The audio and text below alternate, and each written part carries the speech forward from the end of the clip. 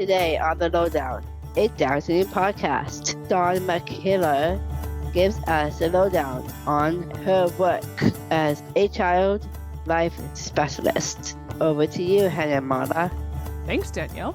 Hello, everyone, and welcome back to the LowDOWN podcast. My name's Marla, and with me here is my co-host, Hannah. On today's episode, we will be discussing a service that many hospitals and medical facilities have in place, but that very few families know about or know how to access it. We will be speaking with a child life specialist about her role in working with patients at the hospital. Today, we're speaking with Dawn McKellar, and she's a certified child life specialist at BC Children's Hospital and has been for more than 16 years. She's worked in a variety of different areas throughout her time at BC Children's and sat as a member on different boards, including the Children's Heart Foundation, the Lower Mainland Down Syndrome Society, and lending a parent voice to the parent group at the DSRF, which is awesome. Hi, Dawn. How are you? Welcome to the Lowdown. How's it going with you guys? We are good. We're in the thick of a recording week, so this is our prime focus this week. We're having a blast. Yay! Mm-hmm. In the grand tradition of the Lowdown, we have some secret questions for you so that the listeners get to know you as a person. And the first of those is, what was your dream job as a kid? Oh my goodness, my dream job as a kid was actually to be a child life specialist. No way. You're that person. I shouldn't say that. I actually wanted to be a nurse, but like as I got a little bit older, I realized that I don't really like blood work, like taking people's blood or cleaning up after people. Like that wasn't, but I knew I wanted to work in the medical field. And then when I was in like grade 11, I looked at like getting into child and youth care because again, I only wanted to work with kids. I knew that from a very young age. And so when I was 11 or in grade 11, they had like the people from UVic come up and talk about the different things that a child and youth care degree can get you. And there was this one that was child life. And I was like, oh, I've never heard of that before. I don't know what that means. And so I talked to the counselor and they're like, oh, these are like people that work in the hospitals with kids. And I was like, what? I can do the things I love, like working with kids and like working in a hospital, but not having to do nursing. And perfect. Yeah, it took a little while to get there, but definitely I just pursued that and well, awesome. I feel like that is so unusual to be the kid who has the dream and then to actually be doing that. That's quite incredible. The second question I have for you here is, what is your DJ name if you could make one up? Oh, goodness, a DJ name. Oh, that's a tough one. I kind of like, can I be boring? Is it okay if I'm boring? Yeah. Like DJ Dawn. Yeah. She's gonna I don't think there is a DJ Dawn out there. Like ring to it. I feel like DJ Dawn has a good radio show, so I think that's perfect. And my last question for you here is, if you could take one prop from any movie set, what would you take? Ooh, if I could take a prop. Ooh, you know what? It would probably be a lightsaber. Oh, excellent. I was going to say either lightsaber or the DeLorean. Those are like the two big ones. Awesome. That's a good one. I like it. All right. Well, we kind of talked about it unexpectedly, but why don't you tell us a little bit more about how you got started in the field of child life and how you ended up at BC Children's? Okay, sounds good. So I did my bachelor's degree in child and youth care. I started out at Malaspina University, which was in Nanaimo. I think it's now VIU. And then transferred over to the University of the Fraser Valley for my last 2 years because I knew that I wanted to work in child life. And at that point in time, I just thought it was only at BC Children's Hospital. I wasn't aware that it was at Vic General and some other places. So I thought, well, I better get to the mainland because if that's where I want to do my practicum, I need to be closer. Be there. Yeah. Mm-hmm. So I went out to Oxford, finished my degree. I didn't actually get into child life in my fourth year because at the time, there wasn't a lot of jobs. And our preceptor was like, you know what, like you can do the training, but there isn't a lot of jobs in child life. And like, it's very hard to get into, you're going to be waiting a long time, but it's up to you. So what I did is I did a practicum in MCFD in child life. And, love the work that they do, but it was not a fit for me at all. Wasn't enough one-on-one time with the kids the way that I wanted to be with kids. So after I finished my degree and stuff, I started working in a group home with teenagers with mental health issues and loved working with teenagers. I still love working with teenagers. So I did that for a couple of years, but I knew like it wasn't really what I wanted to do kind of full term. And like I kept on going back to child life and kept on looking into it. And yeah, so eventually I just went and met my preceptor again. And I'm like, look, I really want to do child life. So I ended up doing directed studies Oh, in, cool. yeah. You were determined. Oh, This was totally. that's a lot of effort to get into a field for sure. To go back to school again just to get that access. Wow. Totally right. And my preceptor was amazing. And she she made it happen for me. Did my practicum and got a job 6 months after I graduated, just working just Saturdays at the time, which was what there was at the time. So yeah, and here I am 16 years later, just still doing it. So very grateful. Yeah, that's really, really wonderful. And quite a story. Like this is something we are interviewing the right person. This is somebody who really wanted to be doing this.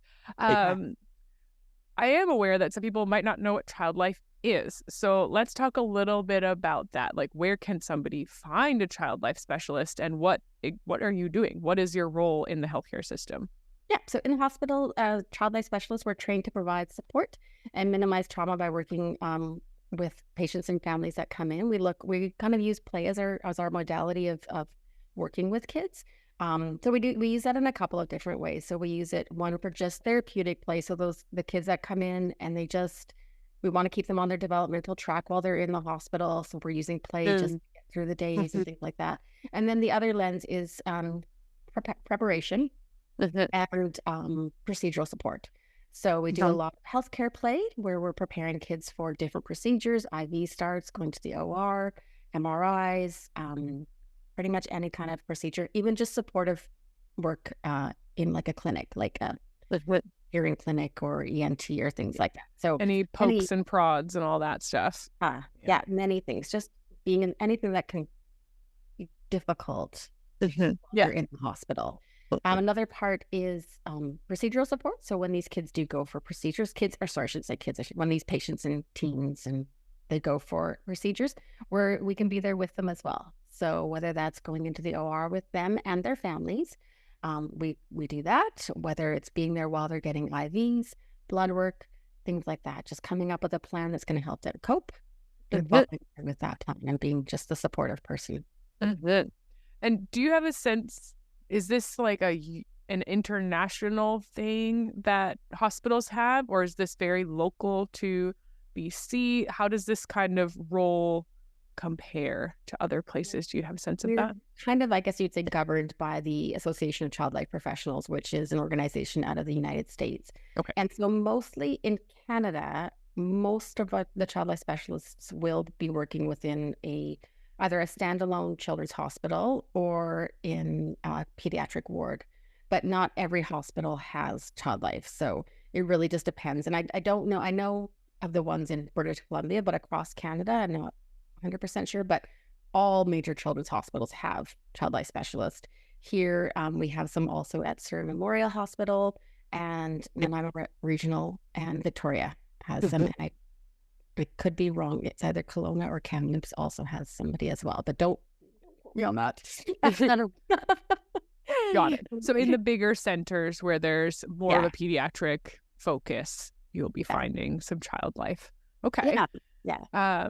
And since it's the LowDOWN podcast and we know individuals with Down syndrome are often very regular patients at the hospital, when does a child life specialist get involved for the students that we might see here?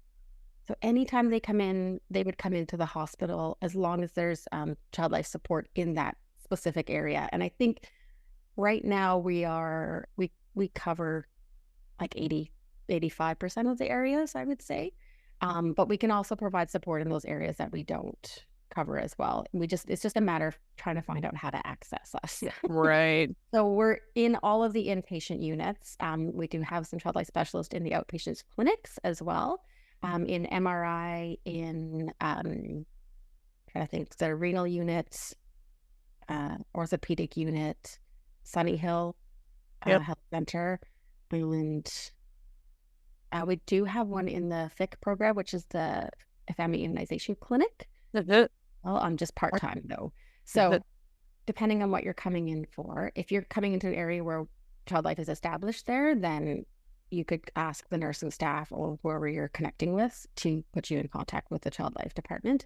Or if you check out like the bcchildrens.ca website and you type in child life, you can actually get a hold of us through that avenue as well. If it's for blood work specifically, there is 2 members of our team that you can connect. Their information is specifically on our website, so you can connect with them directly. And that does not surprise me. That's a tricky area for pediatrics to cope with. It totally is. Yeah, that makes sense. I was thinking, like, I mean, it's so great that their child life specialists are in hospitals and in medical facilities. Do you know if there's anything equivalent to that in like BC, like in the blood collection laboratories like BC Biomed or anything like that? Because I know that's where a lot of families go to get blood work done, and it can be really tricky.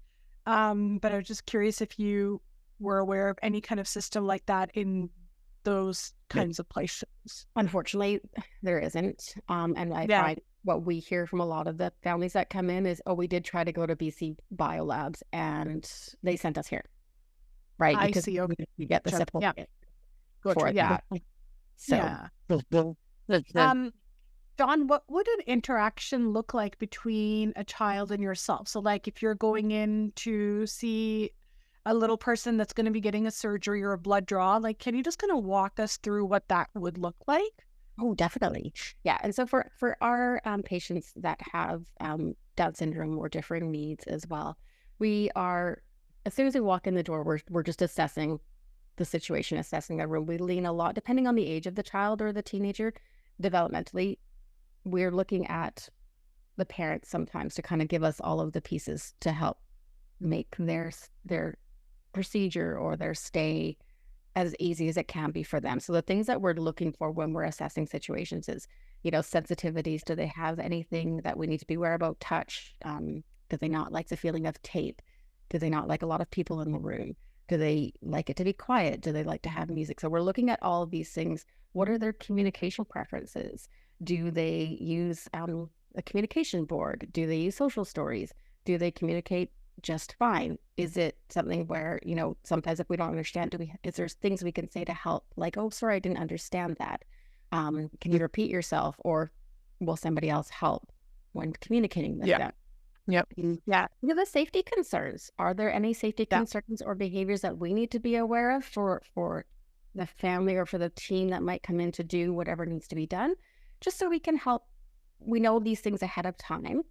And in terms of like de-escalation, so if we have a patient that gets really upset, what is the best things we can do to help keep the room calm, keep the patient calm, whether that's, leaving and coming back, or what are other things that we can do to make sure that everybody is calm and in these situations? Is there any specific medical exams that might trigger a response? And what's the preferred pain management type? Like, what do they do for pain management at home? So if we're meeting somebody, so say I'm meeting a patient that's coming in for blood work, where I'm thinking about all this stuff as I go to the room. Yeah. Just introducing myself to the child first, and then to the parents and families, and then just starting a discussion, really like leaning on the parents, give me all the information you can, how it's looked like in the past. What are things that you've done in the past? Let's come up with a coping plan so we can get through this together. And sometimes we've had so many different, myself, I've had so many different experiences with patients with Down syndrome specifically in the lab and also on our unit as well. But one patient, and I've spoken with his mom already, so she knows I'm gonna talk about him a little bit. So I have my friend, his name's Alex, and I've worked with Alex for 9 years. And when Alex first came in for blood work, he didn't want to have anything to do with it.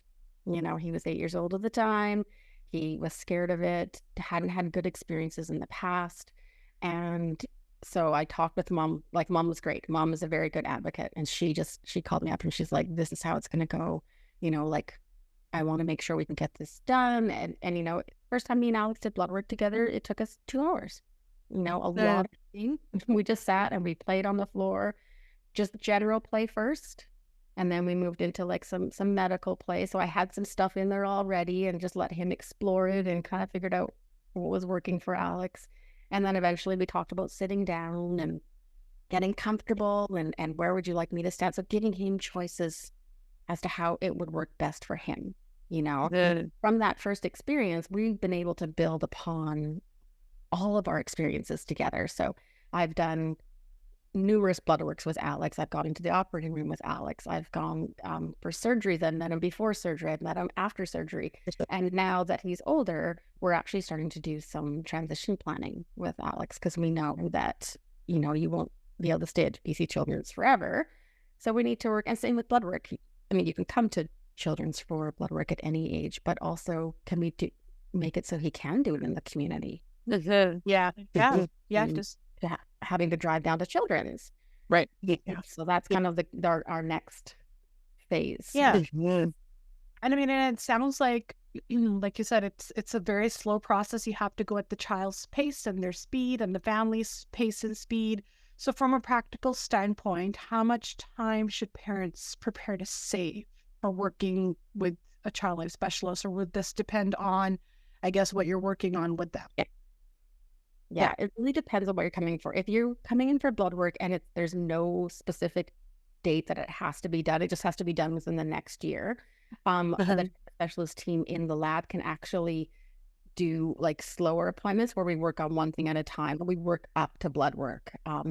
If it's something that has to be done right away, so if the patient is in the hospital and things have to be done, then we do have a limited amount of time. But if they're on our floor, we know, like say they're going down to the OR, we know when they're going to the OR. So we kind of manage that time a little bit better. We try to meet the family a day before, if that's possible, or a couple hours before, and kind of go through all of this stuff with them. Yeah. If a patient is coming in for an outpatient procedure, like a day procedure, we've got a team of 2 that works in the ACU, so acute care unit, that you come in and you meet them. You're usually coming in for surgeries about 2 hours before they're happening, so they do get a little bit of time as well. And anytime your child, like if you know your child's either a frequent flyer at the hospital or is coming for something, just feel free to reach out to us. We can start the process like a long time before you even come near the building. Right? Yeah.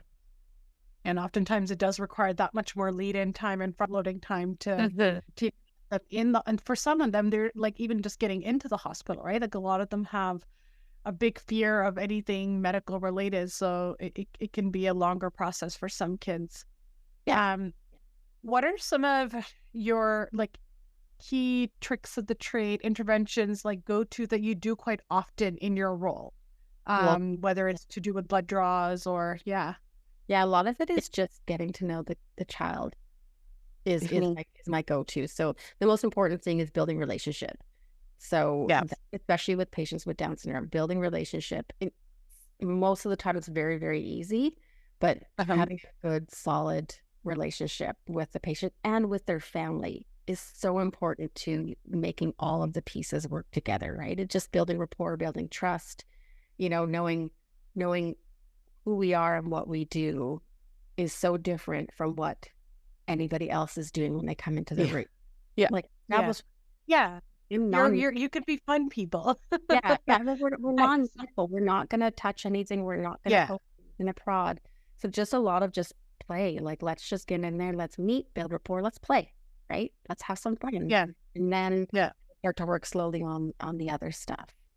And then in your role, do you also find times where you need to provide some support to siblings that are there, or also for parents specifically as well? Just curious what that looks like. Yeah, so we do a little bit of sibling support. If the siblings are coming into the hospital, we will, and if we recognize that, or the parents let us know that they're struggling a little bit with what's going on, we will definitely have sessions with them in the hospital setting. Not so much on the outpatient setting because it's usually just the child that they're bringing in. But for our inpatient folks, we'll definitely have the sibling time with them and going through their what their brother or sister is going through in the hospital if they have some questions as well, just to help kind of ease their anxiety about it. And same with parents. Like we do a lot of support for parents, and like I know I've had lots of conversations with parents about how frustrating it can be sometimes, and we just need to get this done, and they're just not Ready. Yeah. yeah. How can we do it? I'm getting frustrated. And it's like, you know what? Just take some time, leave the room. That I can stay here. Yeah. Just, take a breather, and we can come up with a plan, and just really like heavily leaning on the parents for what their wishes are and what their wants are for their child, And like I said, like with Alex, he's one that mom was a real heavy advocate for building capacity. She's like, this one blood work is not going to be the end of his hospital career. So Yeah. every time Alex comes in, we're building capacity. We've gone from me, putting my arm around Alex, distracting while he gets blood work, to now I stand beside him and he just does it. And then, eventually we'll work on me standing closer to the door, or me or my coworkers, because he was my coworkers too, but standing at the door. And then eventually Alex just doing it. Right. Yeah. So, And I think it's hopefully it gives families hope that with the correct strategies and the correct, play and rapport building and building this, it's almost like a skill in itself, right? To be able to manage yourself in such a stressful environment, that it gives hope that it doesn't have to be like this forever, right? So blood draws don't always have to be scary. Like eventually, as we kind of work through them, has that been your experience where some of the kids, including Alex, who you're talking about, that because you've worked on these skills with him, that now it's less and less stressful for him and his families to continuously go for more medical procedures or more blood draws, like long term? yeah, it's definitely the case with, I would say, with most kids, but it does take a lot of time, and it can take years. Like it's not sometimes it's not a quick fix. I mean, I'll be honest, it was probably a good 3 years before me and Alex got to the point where we had a plan, we had a social story, and we were just able to do it. Right. Yeah. And with other kids too, like we've just found it really depends on their developmental level. And as they get older and they grow kind of with us, like with the hospital, we notice those changes. So every time they're coming in for something, okay, we have to kind of reassess what's going on with them now. Are their triggers different? Are there, where have they made their gains? Like, let's talk a little bit more about. So we're constantly changing what we do with kids in the hospital as well. We want to make sure that we're meeting them where they're at in terms of development and their level of understanding. You've talked a lot about turning things around when the past experiences have been traumatic or really negative. Are you also involved in the prevention lens? Let's say there's families listening and they're maybe going for a procedure and their child doesn't have a negative association with the hospital at this point, and they're very keen on not having that. Do you guys get involved at that point too, as like a prevention of bad associations specialist? Yeah, it's true. Sure. A lot of it is if the parents connecting with us. So if you're coming in for a procedure, you're definitely going to see the child life team. If you're like for like a day procedure or for surgery, you're going to see the child life team before you go into the OR. If you're coming up to one of the units, definitely we're always on all of the units. If you're coming for blood work, you do have to kind of phone ahead and make a time with the child life team. And same with in the immunization clinic, you do have to call ahead and kind of book. So we're definitely about prevention and about coming up with a coping plan prior to anything happening. However, there's also nothing wrong with post-procedural play, right? So a lot of the times, not a lot of time, but some of the times we'll have patients that have come up to us and they've already gone through all of their things, and now they're just struggling being in the hospital or the thought of coming back to the hospital.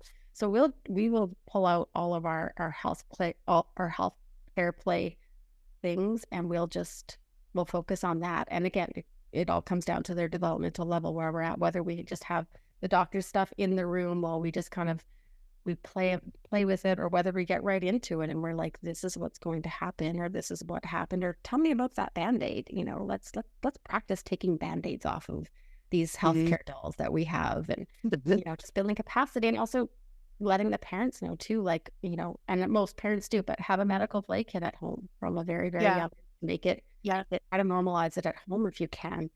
If you know your kid does not like Band-Aids coming off, play with Band-Aids, stick them to whatever, but stick them to dolls, stick them to you, stick them to whatever, practice taking them off, other, and making it more normal, right? Desensitizing. Yeah, totally. I'm glad you mentioned that, because I was going to ask whether you recommend that they practice some of these things at home as well, because it's a different environment when you're at home. It's a slightly calmer environment. Maybe you're more willing to practice things like this. And then I also I think it's great if parents can be a part of the process, right? Like, put the Band-Aid on yourself too. show your kids that it doesn't hurt to take it off. Like, pretend to poke yourself with, a toy kit needle or whatever, or a syringe. So I think when everyone is kind of experiencing it with your child, it just takes this pressure off the child as well. Like, oh, okay, you're doing it, you're fine, then hopefully I'll be fine too. So yeah. I think societally, we've also kind of, always, everybody's like, oh, a needle, right? Like that's what you and everybody does it. It's not, it's just like, oh gosh, you have to get a needle. Oh, that's going to be so terrible. But just being mindful, if your child, well, for any kid, but if your child, your child's going into the hospital, let's not make big deals about it, right? Or hey, this is what we do. People go to the dentist, Yeah. It's a matter of fact. Yeah. We sit, we go to the dentist, come with me. You can see that I can do it when I go to the dentist, or taking pictures, or you can actually look online for so many pictures nowadays. When we go to the hospital, this is what it's going to look like, big Band-Aid, this is what the Band-Aid's going to look like. So just anything you can do to prepare kids. And we have like syringes, if you get syringes for medicine, using them in the bathtub, using them as guns, using them for painting. These are all things that we do at work and in our players and stuff like that. We do, this is what medical play is. It's using things that you see all the time and making them normal. Right? Yeah. And less scary. Yeah. And I like that you mentioned also that you talk about it as if it's just any other thing that you're going to do. Like, oh, we're just going to go get a blood draw today, right? And so I think that's a really great piece of advice for families, is to try to be mindful of the tone and the language that you use around medical procedures, right? So sometimes being like, oh, we're going to get a poke versus, sometimes kids can glom onto language and then they have their own version of what that could look like. So it's great to be able to kind of explore some more positive, or less neutral, negative associations with those. Exactly. Mm-hmm. Yeah. Do you have any additional advice for parents, Dawn, that you may not have covered so far in terms of how they can manage their own stress too, as well as getting the kids prepared? Yeah. Coping, knowing that it's okay if kids cry to cope. It's okay if kids even scream when they cope. It's all coping.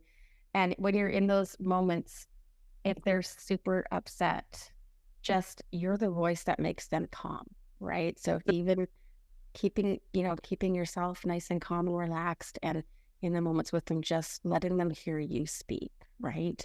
And being okay and comfortable to speak up and say, you know what, there's a little bit too much going on in the room right now. Is it okay if he just hears my voice, or she just hears my voice?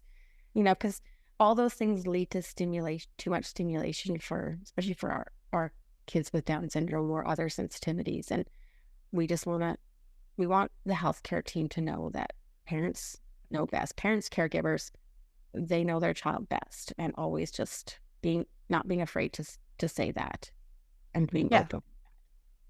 Yeah, absolutely. Great advice. Yeah. Do you have any resources that you would recommend? I know we will put the link, at least for our BC listeners, link to BC Children's Hospital, the Child Life Specialist link. But is there any other go-to resources that you like to use as for us, we lean a little bit on our on the Association of Child Life Professionals. So we always go onto it's childlife.org. We go onto their website.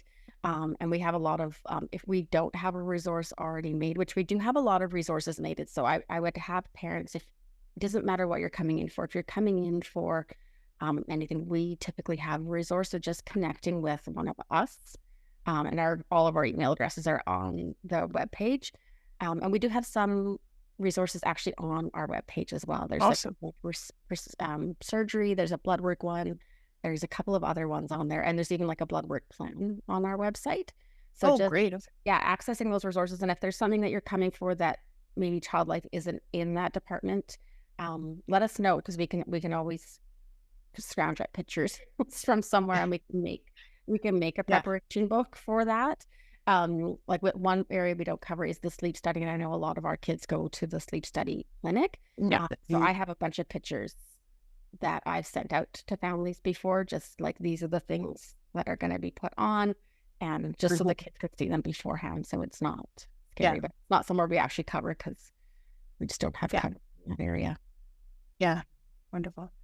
Well, thank you so much for taking the time to talk to us today. I'm sure there's going to be many families out there, whether they're in BC, Canada, or around the world, that are like, oh, I need to check with my local hospital or doctor's office to see if there's a child life specialist that's available, because it is such a vital role. And I know that Marla and I, with our clients, we get so many stories from families that are just like, it's just such a stressful time for them to anticipate a blood draw. I mean, let alone for their child, but for the parents as well. And it's so good to know that there are experts like yourselves that are trained and makes it worth the drive, right? Like, makes it worth the drive, and helps alleviate the anxiety a bit too, because parents can kind of remove themselves from that for a little bit and let you guys take over and do what you do best, right? So we really appreciate you taking the time and coming and talking to us. Yeah, no problem. And just a side note, if it's anywhere outside of Canada and the States, sometimes we're called hospital play specialists. Okay. Oh, okay. Great. If there's anything from like New Zealand very good to know. or somewhere else, it might be a different title that they're looking for. That's a great note. Yeah, that's a really good note. Yeah. Awesome. Thank you. Awesome. Thanks.